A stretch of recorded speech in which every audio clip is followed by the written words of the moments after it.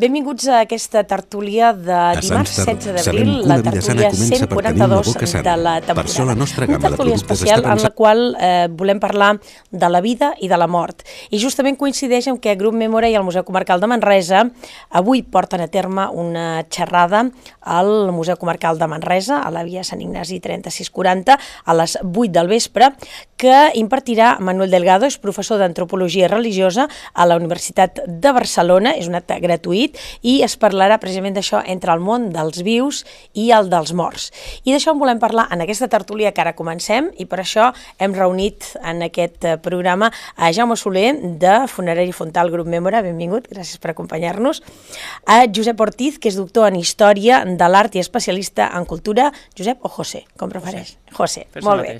Ens acompanya també Montse Gomis, que és treballadora social del Servei PADES, benvinguda.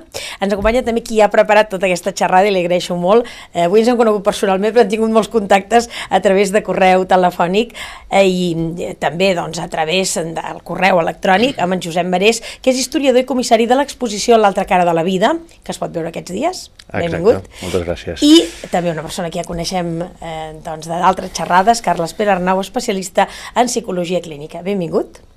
Gràcies a tots per ser aquí i deixeu-me explicar, per començar, després li demanem a la Montse que ens expliqui què és el Servei PADES, perquè molta gent potser s'ho estan preguntant en aquests moments, però us he d'explicar que quan havíem de començar a fer aquesta tertúlia hi ha hagut persones que haurien d'estar a l'altre cantó de les càmeres a realització que no hi han volgut ser.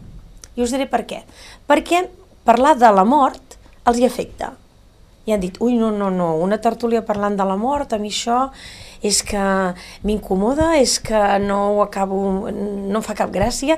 Gent que quan per televisió es parla de la mort, tanquen la televisió. Si surt una funerària, també. I jo entre mi pensava, caram, que curiós, perquè segles enrere el tema de la mort hi havia gent que naixia i només néixer ja es preparava per morir. I en diferents religions és el que passa. Poetes, escriptors, historiadors, arqueòlegs, científics, teòlegs i sobretot al món religiós el tema de la vida i sobretot el tema de la mort ha sigut cabdal en les seves pròpies vides.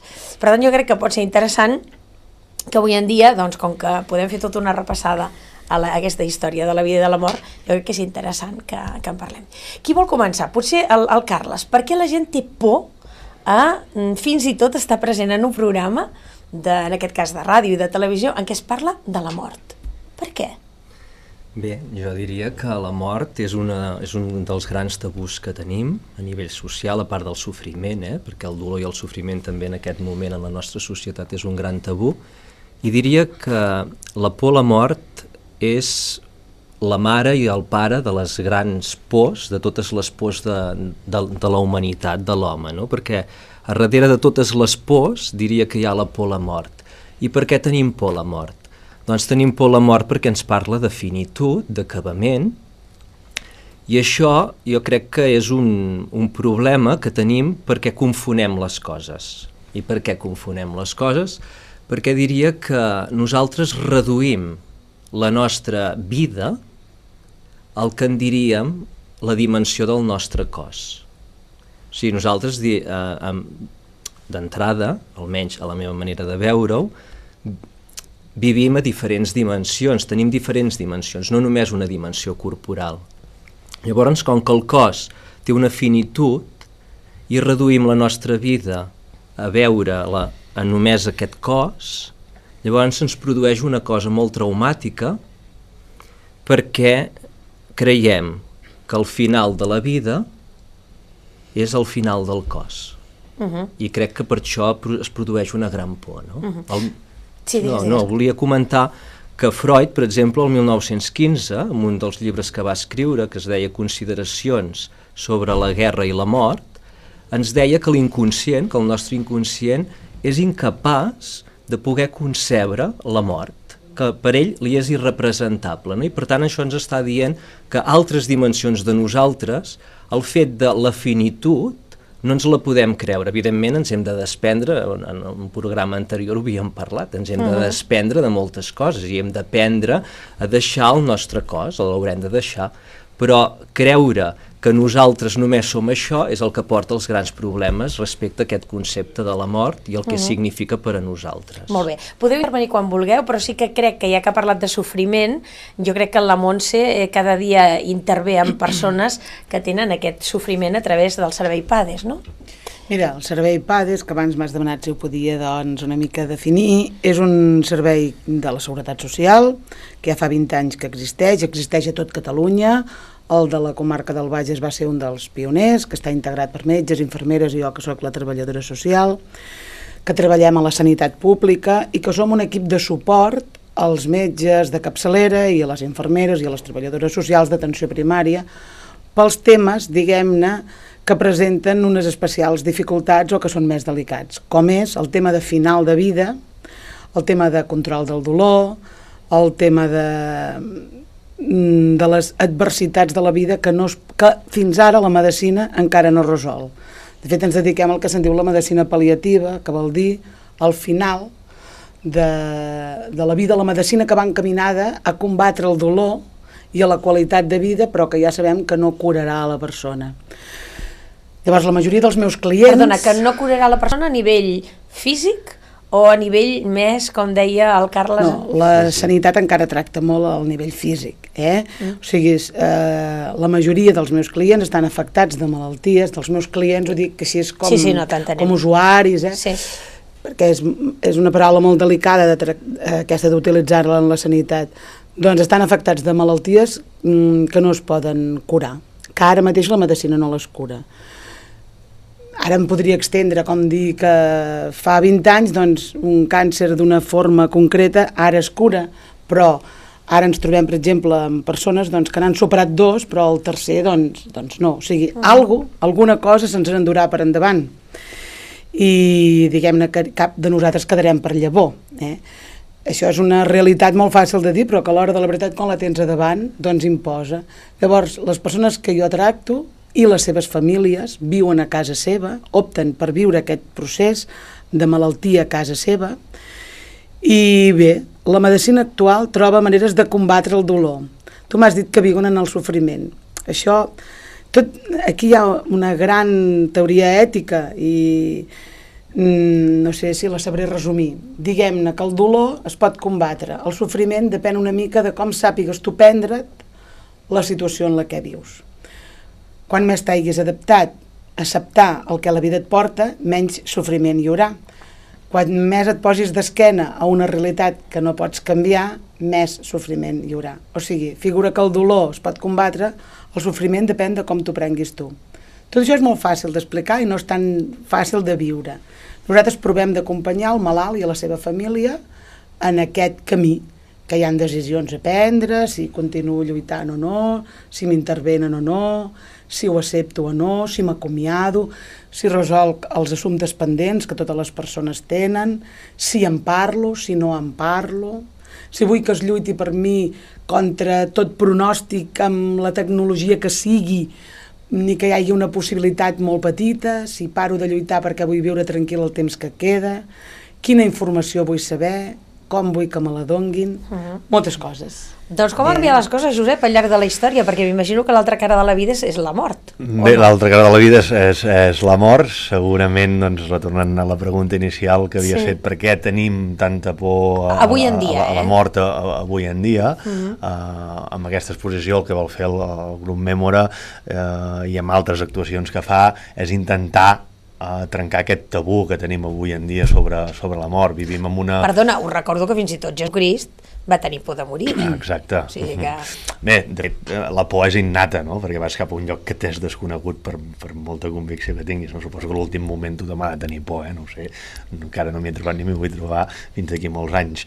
Però com deia, avui en dia vivim en una situació que és contradictòria, no? Per una part, no volem parlar de la mort de persones properes, de doncs, si el germà està malalt, si la tieta o així, però en canvi vivim a la televisió, poder sí que com veiem una funerària tanquem la tele, però vivim a la televisió notícies de morts constantment, les sèries, la majoria estan encarades en fets delictius, en fets de violència, en guerres, amb tot. Les pel·lícules, doncs, les que tenen més èxit de taquilla, a part, diguéssim, poder del públic infantil, són les de gran catàstrofes, les pel·lícules bèl·liques, però en canvi, quan ens toca la mort de prop, avui en dia tenim aquest tabú, no? I una mica el que pretén l'exposició a l'altra cara de la vida i el que pretenem com a funerària amb el nostre retorn social és poder trencar aquest retorn, poder crear espais de diàlegs com el que estem fent avui, on es parli obertament de la mort, on s'intentin fer preguntes, on s'intenti una mica remoure consciències, perquè s'entén i entenem que si un no accepta la seva pròpia mort, segurament pot arribar a malviure, no? Al llarg de la història, doncs l'home, com que és l'únic ésser que té consciència del més enllà, que té consciència, diguéssim, d'un sobreviure o d'una altra possible vida, doncs s'ha fet aquesta pregunta i ho ha interpretat de diferents maneres, bàsicament doncs, amb el que és l'eix central, que podrien ser doncs, des de les grans religions com la cristiana, com la islàmica, doncs, religions doncs, de les tribus o de les cultures més remotes de la prehistòria, no? Sempre la religió ha ajudat a aquest pas, no? Aquesta finitud del cos físic, no? I la religió el que et dona són uns mecanismes per tu poder defensar-te davant d'aquest fet, no? De dir, ostres, doncs, el dia de demà, doncs, quan jo em mori, doncs, si per exemple ets un romà, tu sabràs doncs, que moriràs de cos, però l'ànima seguirà viva sempre que una vegada a l'any es recordi, no? I per tant el romà es guardava molt bé al llarg de la seva vida que el dia que es morís doncs, es creés un funeral seguint tots els preceptes que tenien els romans i que un cop a l'any, es anés recordant aquella persona, aquell difunt, perquè així la seva ànima no acabava mai de morir, no? Per tant, acceptava la mort, tenia certa por a la mort, però no la por que tenim avui en dia. Fins fa ben poc la religió cristiana, doncs, el missatge que incloïa l'Església, no? Tota l'edat mitjana i l'edat moderna és de dir, aquí hem vingut a patir, no us preocupeu que quan s'acabi aquesta vida d'aquí, si t'has portat bé i has seguit els preceptes de la religió, doncs arribaràs a una vida millor, no? I penso és una manera poder inclús d'autoenganyar-se, no? De dir, escolta'm, no et fixis en aquí que t'arribarà una millor si et portes bé, no? Les religions, jo diria que, clar, que el que són constructes de creences, mites, que el que fan és apaivagar aquesta por a la mort, no? I en aquests moments, en la nostra societat, diríem, de quin mite podem veure? Doncs també podem veure d'un mite, que és un mite pseudocientífic, perquè en aquests moments no hi ha una rigorositat científica, però hi ha, per exemple, un cardiòleg holandès, un cardiòleg d'Estats Units i un altre de Rússia, que el que ens estan recollint són tot d'experiències clíniques, de mort clínica, de persones que han tornat a ressuscitar i ens expliquen la seva experiència. I per tant aquí tornem a ser en allò que deia jo, no? Aquestes persones ens expliquen tot un seguit de coses que ens ensenyen que la nostra corporeïtat no és només la nostra identitat.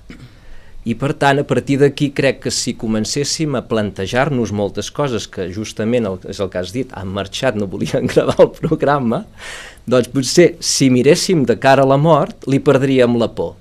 I quan tu, Josep, deies, bé, segurament tots tindrem por, i jo diria, el que hem de fer és reflexionar-hi en vida respecte a la mort, treballar-la, i llavors primer que viurem molt millor. I si vivim bé, segur que quan ens acostarem a la mort serà un moment molt agradable i molt bonic. I per tant no ens l'hem de mirar malament.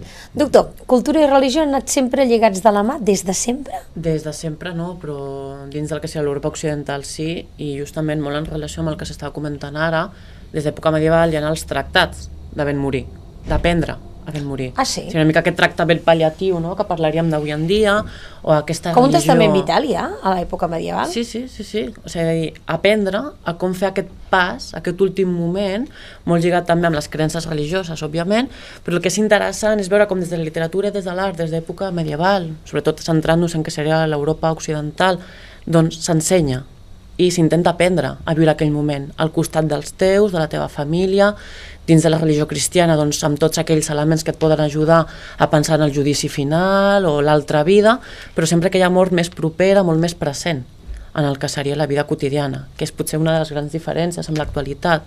Estem constantment al voltant nostre, hi ha mort, a les pel·lícules, a la televisió, però no som conscients d'aquella mort immediata, ja no és a casa nostra, és als hospitals, és aquesta mort medicalitzada, que només en algunes ocasions, no, com el comentaven ara del servei del PADES, torna a ser a casa, torna a ser una mort propera. O sigui que això seria potser una mica, des d'aquesta perspectiva històrica, una de les grans diferències, i molts estudiosos, molts antropòlegs van estudiant cap a aquesta banda, la gran diferència d'aquesta mort domesticada.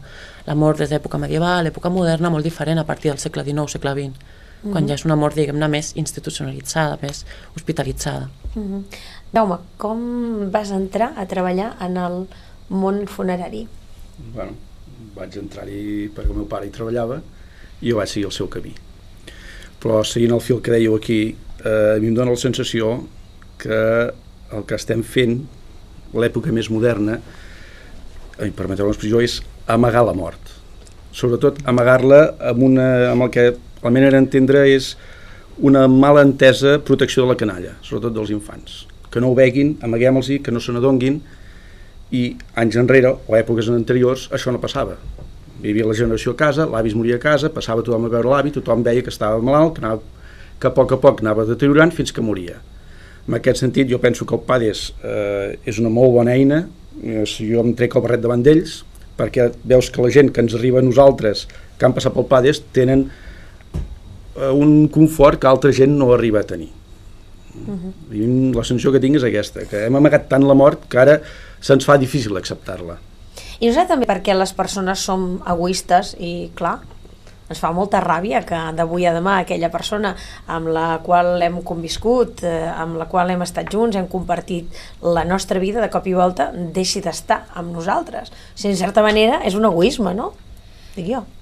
La nostra personalitat, el nostre ego és egoista, ja diu la paraula ego, no? Sí. D'aquí ve egoisme, no? Perquè és una estructura que el que vol és aferrar-se a les coses, llavors desprendre'ns de les persones o de qualsevol altra cosa ens costa. I a més la cultura ens convida des de que naixem a conquerir coses, a guanyar-les, i a perdre-les no ens n'ensenyen tant. És que el problema és que ens ensenyen a viure, però no ens ensenyen a morir. Ningú ens diu que arribarà un dia que acabem, o ens ho amaguen. O sigui, quan arriba el moment, sempre, moltes vegades és una sorpresa. De fet, ensenyar a viure seria ensenyar a morir. Exacte. Hauria de ser, Seria llavors, un continu. una mica el José quan deia clar, és important aquests tractats, doncs sí, també és veritat, i els hauríem de recollir i tornar-los a utilitzar, no? A l'Edat medieval, no sé si et referies a l'Ars Moriendi, A l'Ars Moriendi, exacte. I llavors, doncs, en altres cultures, en la cultura budista, per exemple, hi ha el Bardo Todol, no? Són tractats per portar les persones a fer el canvi, el traspàs, no? El traspàs de deixar un cos i continuar en una altra dimensió totalment diferent, perquè abans quan deia és que el problema és que identifiquem la nostra vida amb el nostre cos, no? I per posar una metàfora, diria que el nostre cos és un instrument, com un instrument musical, i llavors utilitzaré termes que ens venen de la nostra història. L'ànima i l'esperit, què serien? Doncs l'ànima seria el músic i l'esperit seria la música. Llavors, clar, si només ens identifiquem amb l'instrument, perdem el que és el músic i perdem la música. I perquè l'instrument s'espatlli o deixi de ser-hi no vol dir que ni el músic ni la música no hi sigui. Continuen, tot i que no els puguem escoltar, per dir-ho d'alguna manera. Retornant una mica el que deia en Jaume amb les parlar de la mort amb la mainada, amb els nens, m'agradaria explicar una anècdota que m'ha passat. Nosaltres portem... Amb els tallers, aquests dies amb els tallers que sí. fem, doncs han passat més de 3.000 nens de tot Espanya fent tallers d'arqueologia funerària en els quals nosaltres, els monitors, els expliquem la mort i els expliquem doncs, que al llarg de la vida s'ha ritualitzat el fet de morir i que els arqueòlegs, gràcies a que hi ha els aixovars funeraris, que s'han deixat restes materials al costat dels difunts, doncs nosaltres podem explicar el passat, no? Els dic jo, dic que a Roma no tenien una fotografia o a Egipte no tenien una fotografia, però sí que els aixovars dels grans faraons o de les persones que hi ha enterrades és una fotografia de la persona que hi ha allà. Si era, per exemple, parlant de la prehistòria, no? Si trobem que hi havia moltes eines del camp i tal, doncs podem saber quin tipus d'eines es treballaven al camp, quin tipus de tècniques tenien i podem esbrinar moltes coses, no? I a Guadalajara, en un dels tallers, un nano em sembla que era de 5è de primària, va venir allà i vaig fer la presentació i tal, i va veure l'eslògan de l'exposició, que és aquesta màscara egípcia, i a sota va veure el logo de Mémora, no? I va dir, ahí va, estos enterraron mi abuelo la semana pasada. I ho va dir amb molta naturalitat, amb una cosa com molt de, mira, esta gente pues se ocupó de mi familia, no? I ara m'està ensenyant aquí arqueologia, no? I dic això perquè quan jo trato amb els nens, ells segurament com més grans major va siguent aquest tabú, suposo per aquesta sobreprotecció que fem les famílies, però jo quan els hi parlo i els dic, tu escolta'm, aquest senyor de la prehistòria, com que era pescador i tal, hi trobem hams, hi trobem que hi havia estris per pescar, hem trobat espines de peix, no sé què, tu què t'agradaria endur-te a l'altra vida, no? I el nen et contesta, pues a mi el mòbil, a mi la consola, et contesta d'una forma natural, no? I entén el concepte, que després segurament amb el pas dels anys, amb aquesta sobreprotecció, fem que el nen agafi aquest cert tabú, no? Vam muntar ara fa poc una taula rodona a Girona i el doctor Bardalet va dir una frase que a mi em va impactar molt, perquè amb aquest voler protegir els nens, de dir, la mare s'ha mort, no? Li diuen, on és la mare? No, la mare està en un lloc, que està molt bé, està en el cel, amb els angelets. Clar, el nen té un concepte de la mort que és bo i vol anar amb la mare perquè s'ho està passant bé, i després s'han trobat casos d'intents de suïcidis dels nens perquè, esclar, si el pare, l'àvia li diu que la mare està molt bé, que està al cel, que està amb els angelets i que s'ho està passant molt bé, esclar, el nen no entén perquè la mare ha marxat i s'ho està passant ben allà, i s'han trobat casos que aquest voler sobreprotegir els infants fa que inclús acabis creant situacions bastant esperpèntiques, no? En aquest sentit. El tema de dues o tres coses. El tema de com tractar-ho amb els nens, que nosaltres a vegades també ens surt, tot i que la majoria de persones a les que tractem són persones grans, que més que res seríem els nets, però també hi ha gent jove amb fills. La malaltia no coneix d'edats. Jo sempre acabo arribant a la conclusió que tal com ho viuen els pares ho enfoquen amb els fills, o sigui, la manera de digerir-ho la família, de la quotidianitat amb la que es tracta aquest tema, la manera com s'ha parlat de la mort d'un veí, de la mort d'un avi, a partir d'aquí el nen fa una construcció del que està passant. Quan més ofuscat, quan menys n'hagin parlat, quan menys habilitat tinguin en parlar del seu sofriment i de compartir-lo, i més el tapin, que és una de les línies que fem ara aquesta societat, diguem-ne, tapar el sofriment, tapar l'envelliment, tapar el que no, diguem-ne, els imponderables que no podem modificar, doncs més difícil serà per aquells nens aquesta situació contradictòria. Llavors, amb el que em deia el Jaume, que esclar, a tothom li agrada sentir-se regalat les orelles. No, però hi ha les coses, quan són, sí, són. Però goita, els pares juguem amb avantatge. Primer som un equip de suport, entrem quan el metge de capçalera, que és el que ha estat testimoni de la vida d'aquella persona, ens ho demana. Després, per tant, fem una intervenció intensa però ajustada en el temps i sempre complementària a l'atenció primària. Però l'avantatge la tenim per una altra cosa. En realitat són malalties, són cròniques de mort anunciada. Jo penso que quan es parla de la mort no és el mateix una mort súbita, un accident, un atac de cor o una malaltia que per cruel que sigui o difícil que sigui per aquella família els dona un temps d'adaptació emocional, un temps de gestió, a vegades un temps de comiat, un temps d'agraïment. La persona que ha pogut cuidar a l'altre, l'ha pogut vetllar, estar per ella, viu amb més tranquil·litat aquest comiat. Llavors, clar, nosaltres quedem com els bons de la pel·lícula, perquè en realitat els que tracten dols molt complexes, doncs jo crec que són els de les ambulàncies, els del SEM, els del 061 que van a la carretera i recullen una persona que ha tingut un accident brutal. No es pot comparar una cosa amb l'altra. Estic segura que potser persones que m'escolten diran que aquest temps d'espera és una crueltat. És difícil, però és un temps de vida. Igual que el tema del testament vital que has citat tu. Manresa és la ciutat de Catalunya que té més testaments vitals fets. Sí. Escolta, de passada podries explicar una miqueta com s'ha de fer? Perquè a mi molta gent m'ho pregunta. Ah, sí? Bueno, és una mica llarg, però ja miraré de resumir. Sí. Mira, el document de voluntats anticipades o testament vital és un document que una persona fa quan ell està bé, lúcida i serena, no cal estar malalt, el podríem fer totes les persones, que l'emet a l'equip sanitari que l'atenguin quan ell no es pugui expressar. No quan es mori. Un cop t'has mort ja no és útil aquell document, sinó és mentre estàs viu. I en aquest document s'explica com vull ser tractat el dia que jo no em pugui expressar. Ho has de demanar a l'ambulatori, quan vas al metge a l'ambulatori? Es pot fer a l'ambulatori, és de lliure format, es pot fer redactat així una casa.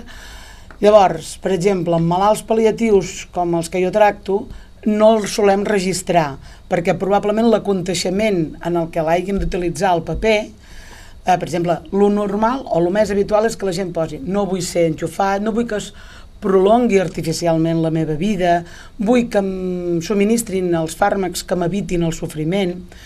Aquest contingut, que pot ser tot el contrari, perquè és de format lliure, si és una persona que ja està bastant al final de la seva vida, guardant aquell paper, el dona al seu metge de capçalera, al metge que l'està atenent. Ara, si és una persona jove, a la flor de la vida, com tots els aquí presents, doncs és millor que ho registri amb un registre que té la Generalitat de Catalunya al Departament de Sanitat. Perquè si aquest accident que li ha de portar una limitació de les seves funcions comunicatives es produeix a la franja de Ponent, o en una altra part de Catalunya, doncs els metges que estan a urgències tenen un password, el busquen i saben què era la voluntat d'aquella persona. Un password a l'ordinador, em refereixo. La clau del testament vital és que hi hagi una persona que sigui el teu representant. Aquesta persona parlarà per tu el dia que tu no puguis parlar, però l'has d'haver anomenat tu. Llavors això té molta importància i a la nostra feina, doncs, i també a l'Hospital General informem a la gent i per això en tenim tants. Jo crec que és perquè els directius ens ho van orientar, perquè no és una cosa, no és un accident això, perquè hi ha coses molt difícils de decidir, que quan la persona està molt fotuda, la família està molt xocada per decidir-la. En canvi, si això s'ha decidit prèviament, és molt més fàcil. Per exemple, intubem o no intubem a una persona. Això quan es pot parlar amb serenitat, doncs el qui és el representant li diu sí pare, jo sé que aquesta és la teva voluntat i en el moment parlaré per tu.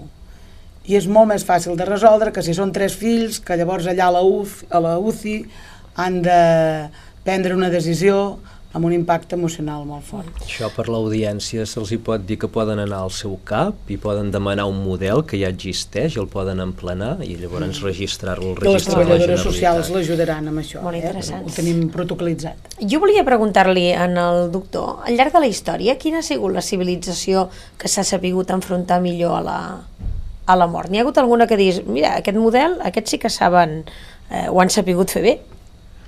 Jo crec que no hi ha un model únic. Hi ha tants models com tantes persones o tantes cultures diferents que existeixen. Llavors cada cultura ha anat adaptant-se a mesura que han anat desenvolupant també els seus mecanismes emocionals, teològics i, per exemple, parlant sempre de l'Europa occidental, que és el que tenim proper, abans la mort era vida quotidiana. Els propis espais urbans era on estaven els cementiris. No era un cementiri allunyat, fora de la ciutat. Era la pròpia església.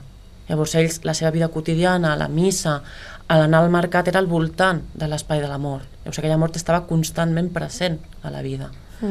Altres cultures ho viuen de forma molt més propera. Actes de canibalisme, per exemple. Hi ha cultures que es mengen les persones mortes perquè aquella persona no marxi, o que d'una forma o d'una altra sempre quedi dins, a través de l'acte de menjar-se el cos. Llavors, quin és el millor sistema? Cap, no? O què cultura s'ha pogut enfrontar-se millor? De fet, seria una mica també les diferents opcions que han hagut de desenvolupar, i quasi totes elles sempre a través de la religió, del pensament, una mica l'explicació moral, teològica que hi ha al voltant de cadascun dels diferents actes, una mica també el tema dels romans, el fet que ningú, per exemple, el fet que sempre hi hagi aquella memòria, no? Aquesta tradició romana de que sempre els morts estiguin presents, les persones importants fora de la ciutat, amb una làpida. Sempre que entrem o sortim de la ciutat, aquella làpida que podem llegir el nom de la persona morta sempre estarà present, i quan no oblidem la persona sempre estarà en vida, encara que el seu cos no estigui present. Exacte. Hagi acabat de viure, doncs aquella memòria, que és potser, des de la meva opinió, una de les millors formes, aquella memòria de la persona, la memòria positiva dels bons moments, que això és un sistema molt senzill, tothom ho podem fer, no quedar-nos només en aquell moment final que la persona ja no està entre nosaltres, sinó quedar-nos amb aquells moments positius, que també és el que ens pot ajudar a superar un moment de dol, anar a poc, passant d'aquell moment de depressió, aquell moment tan trist, cap a moments, diguem-ne, més de l'amor, no? Del que va suposar aquella persona que pot ser coneguda, pot ser no coneguda. Hem parlat de la por a la mort, però i la por als morts?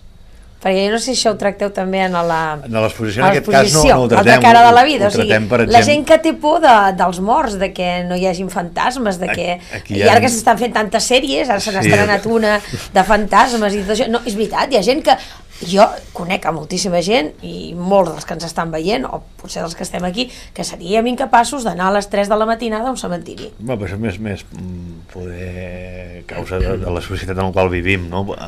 Poder així sí que tratem a l'exposició, doncs expliquem el mateix cas dels romans, que el cos quedava infectat i el cos s'havia de posar fora d'extramuros, no? Els cementiris eren fora de la ciutat, les funeràries a Roma estaven a fora de la ciutat perquè eren les persones que estaven en contacte amb els morts. Quan un mort deixava la vivenda, la casa, es havia de desinfectar la casa, havia de seguir tot un procediment, i el que era el sèquit de Roma, doncs totes les persones, doncs un cop acabaven, doncs havien de fer tots uns procediments que ja dictava, diguéssim, la tradició, doncs per quedar desinfectats del cos, no? Hi havia una certa por al que és el cos, al mort, però jo diria que això ja són més temes tabús, tabús, són més temes més morbosos, em vaig trobar en un cas a Sevilla, no? Que havíem d'anunciar l'exposició, no? I dèiem, una exposició en què da miedo, no? I escolta, miedo no fa gens, no? Sí? Me proposaven aquest títol com anunciar-ho a la ràdio, no? I dèiem, bueno, miedo no fa. Anem i mirem l'exposició, i de fet, quan nosaltres estem amb gent jubilada, amb grups familiars, tenim un joc que pots fer a través amb nanos i la família, amb els nanos, vull dir, és una exposició que en cap cas vol buscar aquest morbo, aquesta cosa dels zombis que ara està... No, jo no parlava de zombis. Bueno, sí, morts... Tu no em diràs que no t'han preguntat mai, i tu no et faria por a la nit al cementiri? Segur que t'aneu... Sí, ens ho han explicat, però on que sabem, per exemple, a l'època de la guerra, que hi havia gent que s'amagava al cementiri, que anaven a dormir al cementiri, vull dir, això ja és una cosa... I jueus durant la Segona Guerra Mundial que es van amagar a tombes? No, però per exemple aquí a Manresa, a Sant Vicenç o als cementiris al voltant, hi havia gent que anaven a dormir a l'època de la guerra. I por no... Sempre diem que fan més pors que són a fora que no pas que els que són a dins. Exacte, això també és cert. Jo crec que el que diu el Josep és una de les raons, no? Les raons higièniques, i que no se t'encomani la malaltia que el Marc ha pogut tenir. Aquesta és una de les raons, però l'altra seria que t'apropen de nou a la teva pròpia mortalitat. I per això fan por els morts més aviat. Bueno, si és que et fan por, perquè a mi no me'n fan, però en el cas que et fessin por és perquè t'acosten a la teva pròpia mortalitat. Al llarg de la història, a part del fet del canibalisme que ell comentava, sempre hi ha hagut l'eterna discòrdia. Incinerar, enterrar.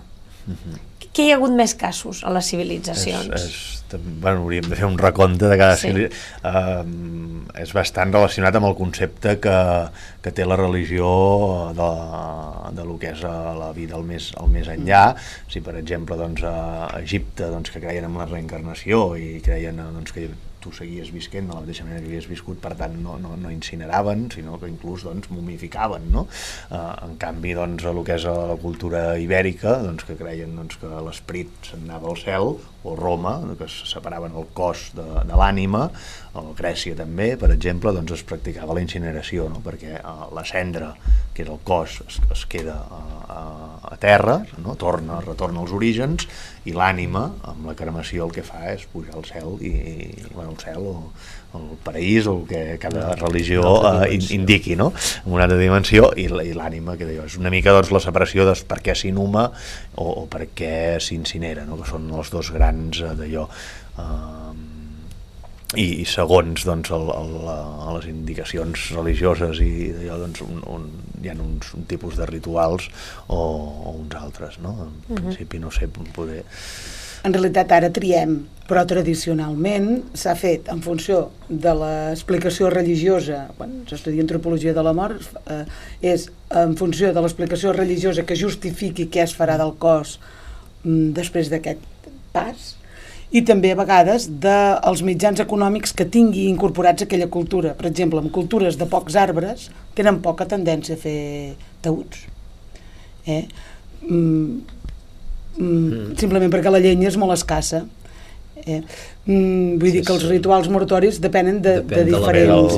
O en època de grans mortalitats, es fan fosses comuns per força, perquè és l'únic que es pot abastar. La zona del Nepal, de 4.000, 5.000 metres, la forma d'enterrament és... Hi ha una persona a nivell social que es dedica a desquartitzar els cossos i els posen en una talaia i llavors venen els voltors i es mengen tota la carn. I representa que al final no queda res, queden 4 ossos i el familiar ha de matxacar tots els ossos fins que queda reduït a una pols que s'enterra a terra.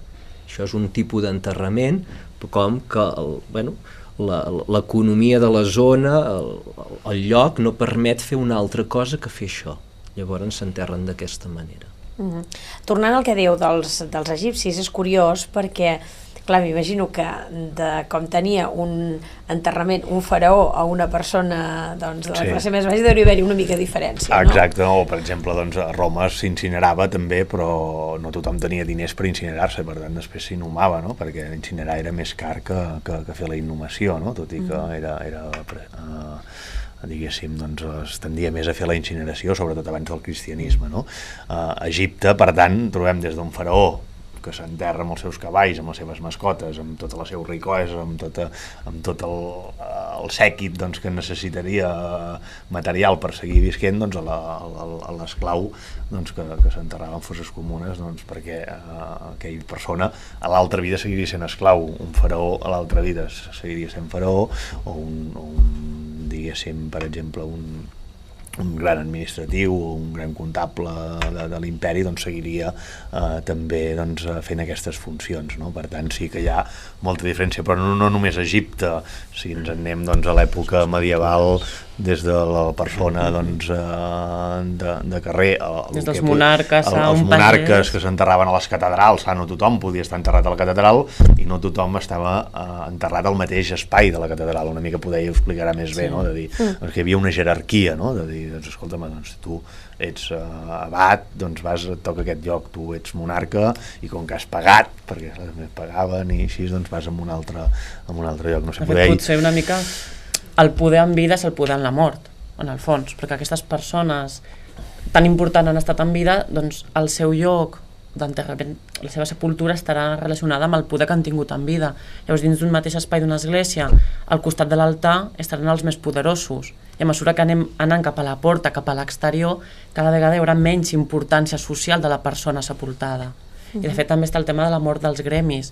Quan el gremi, a més de donar suport en vida en el treball dels artesans, també era la mort la mort gremial en el sentit que facilitaven una sepultura digna a tots els membres del gremi, a través doncs, de pagar unes quotes a l'església o a la catedral, donar suport a les famílies que havien perdut el pare, el marit, l'avi. Llavors, en aquest sentit sí que es marca molt, no? I en època medieval, època moderna, la diferència, però fins i tot als cementiris actuals, els panteons de les grans famílies, les sepultures més discretes de famílies menys adinerades. Llavors, això sí que es manté, penso que al llarg de tota la història, és potser el que més es manté, que és la diferència social. No? A no ser que anéssim a cultures molt sí, però molt cristians, que tots som iguals aquí, si vas al a la mort. Això es veu molt bé a la prehistòria, no? Sí. Al paleolític, no? Doncs veus que tots els aixovars són pràcticament iguals, més o menys, doncs, bueno, trobes doncs, algun, doncs, té alguna joia petita, algun símbol diguéssim d'ornamentació, i quan vas veient doncs, que es va desenvolupant les diferents societats ja al llarg del neolític i del bronze, després tu ja notes aquesta diferència en els xovars, no? De dir, ostres, aquest xovar, doncs, ostres, hem vist que hi havia 4 anells, hi havia un braçalet, hi havia una figureta, hi havia en canvi aquest d'aquí, aquesta zona d'aquest cementiri, una mica doncs, el que deia en José, deia, doncs, aquesta zona del cementiri, tots els aixovars que hem trobat doncs, són simplement les eines i els restes doncs, de teixits o alguna cosa, no? En canvi, l'altra zona doncs, trobem doncs, que segurament doncs, hi anaven enterrats la gent de més poder d'aquella tribu o d'aquell poblat, no? Perquè hi trobem doncs, uns aixovars més rics, no? I sí que és veritat que el poder doncs, es reflecteix, doncs, vas a un cementiri qualsevol d'ara, doncs veus diguéssim les tombes del 19 que diguéssim de les grans famílies de la burgesia de Barcelona o segurament d'aquí Manresa que desconec el cementiri, segurament veus els grans panteons de famílies, no? I esglésies petites, les petites esglésies, aquestes reproduccions doncs, de temples romans i de temples gòtics també, que es va portar molt a tot el que és a finals del 19, principis del 20, i després a l'altre costat veus diguéssim el que seria com el cementiri del Poble Nou, no? Les regleres, no? de tots els nínxols, que a Roma doncs, ja passava el mateix amb la que són les catacumbes, no? Doncs que era diguéssim aquesta reglera d'enterraments. No deixen de ser res més expressions del que ha estat la vida de la persona.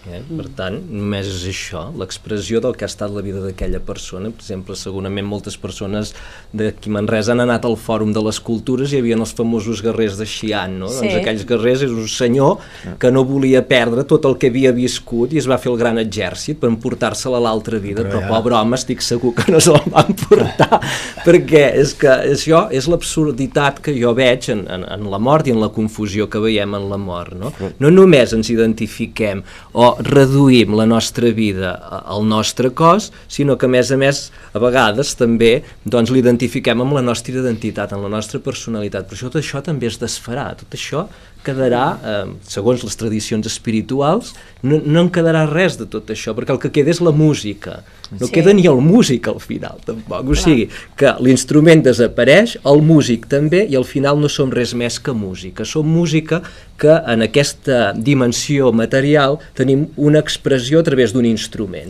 El que passa que potser al llarg de la història doncs, cada vegada s'ha interpretat d'una manera diferent. Sobretot els literats, doncs, clar, agafes un poema de l'edat mitjana, final de l'edat mitjana, ja cap a l'edat moderna, o agafes poemes del segle XVIII, del XIX o del XX, és que no tenen res a veure. Cada autor ha tractat la mort d'una manera totalment diferent. És curiós, no? Vull dir, depenent de l'època que han viscut, no? Dic jo. Sí, no? I sobretot quan parlen d'una mort igualitària, a través de la paraula escrita o de la imatge, no? Que la mort afecta tant a bisbes com a monarques, com a les diferents classes socials, ho mostren a través de les paraules, a través de les imatges, i després és la evidència, la incoherència quan no és així, no? Que era el que comentàvem ara.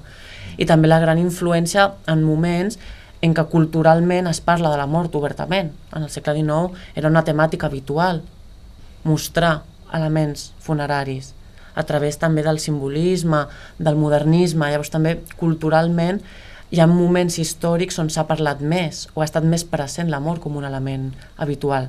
Doncs en aquest sentit sí que els literats han anat, diguem-ne, adaptant-se a que culturalment en el seu context era l'habitual. No és el mateix una poesia doncs, que estaven agloriant la mort d'un cavaller medieval, no, que ha mort potser en una batalla, molt diferent de la mort d'una estimada i des d'un punt de vista completament romàntic, de l'amant perduda, no? Una miqueta han anat calibrant també segons el moment històric. En el cas de Mémora, vosaltres habitualment recomaneu a la gent que els veieu doncs, molt afectats a que vagin al servei de dol, no? Que sí. Aquí, com aquí al Carles... Doncs... Nosaltres, aviam, tal com he dit abans, som el qui ens rebeu una mica, estem entremig. Després de la Montse ens venen a nosaltres i molt sovint, massa sovint, aconsellem potser que vagin perquè veiem que la cosa no està prou acceptada, que vagin amb el grup de dol. Inclús alguna vegada ens diuen, no, si ja me n'han parlat, doncs aneu-hi, que us convé, i veureu com encara en sortireu millor que no pas com hi entreu. Vull dir, encara la setmana passada parlava amb uns familiars i em deien això mateix.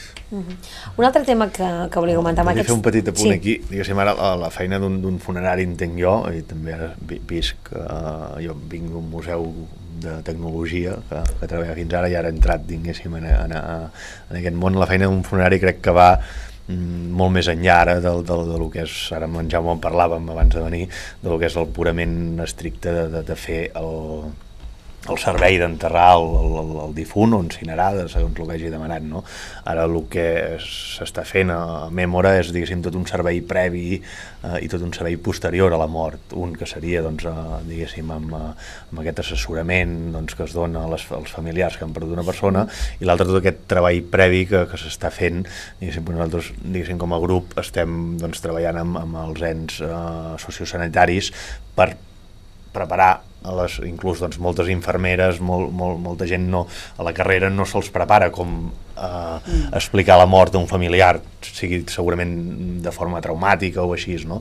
I ara el que hem iniciat són una sèrie d'activitats amb el sector sanitari per cursos de formació i així perquè poder doncs, parlar amb els familiars per poder explicar la mort d'una manera, diguéssim, més natural. Jo et volia demanar, als mestres, quan els dieu que feu aquests tallers, ho entenen? N'hi ha que no m'han vingut. N'hi ha que no m'han vingut. Clar, com que de seguida deien, ui, que això no és pedagògic. Sí, però en canvi tot el contrari, n'hi ha que s'hi aboquen 100% el que hi creu, el que pensa que és vital doncs, poder parlar de la mort als infants, a la mainada, als adolescents, doncs aquests encara més, inclús els venen doncs, amb feina feta, doncs em va passar per exemple a Terrassa, no? Que venen ja amb material preparat, amb material per després fer a classe. Aquí sí que trobem els dos diguéssim pols, no? El professor que està més conscienciat, que sap que ho ha de fer i que a més doncs, ho impulsa, i el professor doncs, que diu, no, doncs això ni parlar-ne, no? Però en línies generals, Déu-n'hi-do el professor, el conscienciat que està, doncs, que ho ha d'explicar al nen, bàsicament perquè suposo que també ho viu constantment, perquè la mort, diguéssim... A les escoles es viuen experiències de mort de pares, de companys, per tant, doncs, també ho han d'afrontar, no? I és que la pedagogia de la mort diríem que és molt important perquè és pedagogia de la vida. Clar. I si no ho treballem, doncs no aprendrem a viure. Jo volia, igual que en el camp doncs, de l'ensenyament hi ha aquesta diàtriba entre el qui ho treballa molt, el qui no, en el camp de la salut també és un tema permanent. Ara s'està com instaurant una línia com una mica anglosaxona d'informar el malalt de tot, o de demanar-li prèviament de què vol ser informat. Tot això és un camp complex, és un camp complex perquè nosaltres mateixos, quan et trobes bé, és molt fàcil de dir, sí, jo voldria que m'ho diguessin tot. Però nosaltres veiem com a professionals de la salut, que sempre estem en un procés d'aprendre, que la informació sobre la teva salut no és una informació taxativa, ha de ser evolutiva i t'han d'acompanyar en aquest procés. Llavors, això no és fàcil, els especialistes a vegades et diuen una informació un dia, no et tornen a citar fins al cap de 3 mesos, durant aquells 3 mesos vas donant voltes. I és un camp, el camp de la mort, com que és com un mirall del camp de la vida, és un camp que hi tenim molt per treballar, tots, també a les funeràries, que justament és quan la gent està en el moment més picat, diguem-ne. Sí, no. I sigui professionals del camp del món sanitari o del món de l'ensenyament, el que cal veure és que darrere hi ha una persona que té por a la mort o que no en té, i això farà que s'afronti més bé o no i que pugui tocar aquest tema, que es pugui tocar amb naturalitat. Moltes vegades el que ens trobem nosaltres com a funeraris és que més que funeraris som una mica psicòlegs o atendre un moment o saber escoltar el que abans anava per època fent els capellans, doncs és el que estem fent avui en dia en molts casos. Però seguint això que deia la Montse, i quan al final s'han esbafat del tot, doncs dius, guaita, aneu al grup de dol, que us acabaran d'arreglar.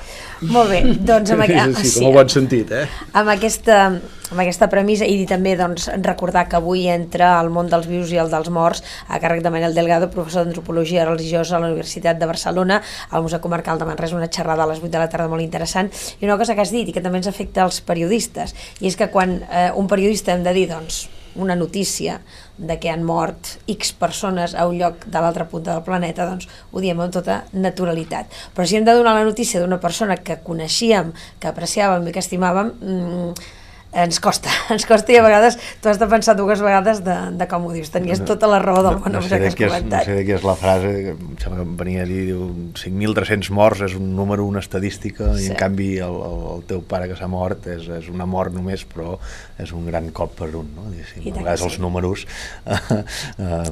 donen la part més freda, diguéssim, no? d'aquesta part. Doncs moltes gràcies a tots per haver estat en aquest programa i destacar això, que si hi ha persones que us trobeu que heu patit la mort d'un familiar, sabeu que a Manresa tenim la sort de la comarca comptar amb el servei de dol. Si vols donar el telèfon per a aquelles persones que ens estiguin veient, perquè si no després trucaran, que ja m'hi he trobat, i me'l demanen. De passada així el dius tu. El 635 534 236, i si no l'han pescat, que truquin a la funerària. Això, demanin pel Jaume i els donarà. Sí, o la funerària Fontanet també el tenen i allà els hi donaran. Molt bé, moltíssimes gràcies a tots, i ja ho sabeu, avui hem parlat d'aquest tema que creiem és prou important. Demà hi tornem a més tertúlia. Adéu-siau.